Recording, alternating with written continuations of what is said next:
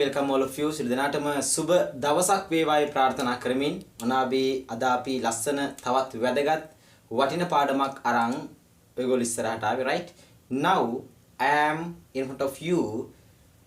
I will give you a valuable lesson for improve your lifestyle right. මම ඔබට ලස්සන ජීවිතයක් හදාගන්න අවශ්‍ය කරන ලස්සන පණිවිඩයක් සූදානම් කරගෙන ඇවිල්ලා තියෙනවා. සාකච්ඡා කරමු වචනයෙන් වචනය කොහොමද ලස්සන අර්ථයක් ගොඩනගා ගන්නේ කියන කාරණාව. Easy to judge the mistakes of others. Difficult to realize your own mistakes. Easy to judge the mistakes of others. Others' mistake, right? Difficult to realize your own mistakes. Mistake ගොඩක් වචන අපි මෙතන දන්න වචන තියෙනවා, right? බලා ගන්න. Easy පහසුයිනේ. lazy පහසුයි. lazy පහසුයි. lazy to judge කරනවා කියන්නේ විනිශ්චය කරනවා. විනිශ්චය කරනවා. easy to judge. easy to judge. lazy විනිශ්චය කරන්න. easy to judge. lazy විනිශ්චය කරන්න. easy to judge. lazy මොකටද? විනිශ්චය කරන්නට.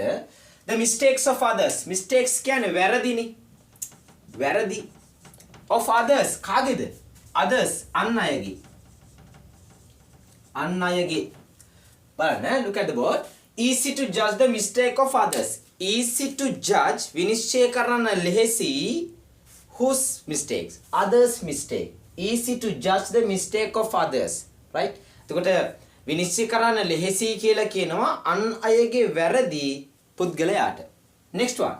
difficult අපහසුයි. difficult අපහසුයි right.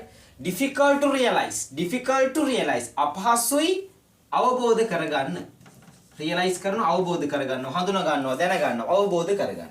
difficult to realize අවබෝධ කරගන්න අපහසුයි. නැත්නම් අපහසුයි අවබෝධ කරගන්න. difficult to realize you මට අවබෝධ කරගන්න අමාරු right. අන්නේ වගේ.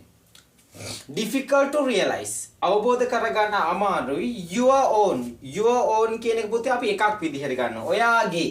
දැන් ඔයාට අයිති වගේනේ. own er එකක් දැම්මම මොකද වෙන්නේ? අයිතියක් අහවනවලු තිබුණා.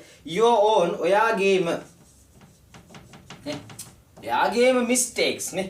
ඔයාට අයිති වගේ අර්ථයක් එනවා right. your own ඔයාට අයිති ඔයාගේ කියලා අර්ථයක් ගන්න. mistakes ඒත් අත්වැරදි නේ. වැරදි mistake මගහැරීම් වැරදි.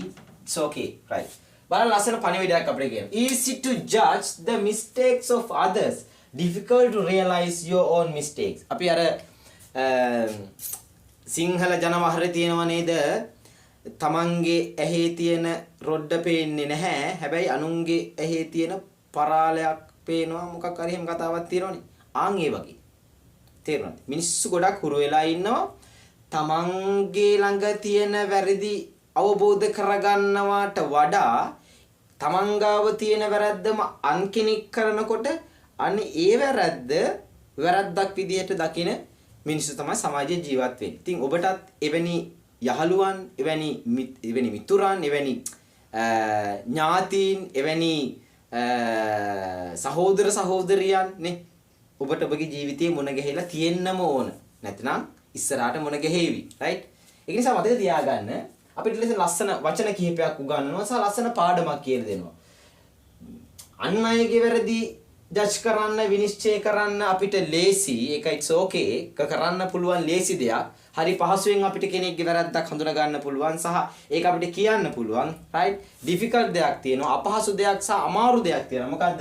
difficult to realize your own mistake. ඔයාට ඔයාගේම වැරදි අවබෝධ කරගන්න ටික කාලයක් යනවා. ඒක සමහර වෙලාවට අපිට දැකලා තියෙනවා සමහර අය ඒක වැරද්ද ඒ තමන් ළඟ තියෙන ඒ වැරද්දක් විදිහට දකින්නේ නැහැ.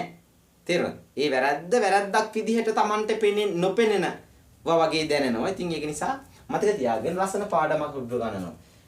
vocabulary list එකට දාගන්න ලස්සන වචන ටිකක් ඔබට මුණ ගැහෙනවා. easy, lazy judge කරනවා කියනවා, විනිශ්චය කරනවා, mistakes it's okay.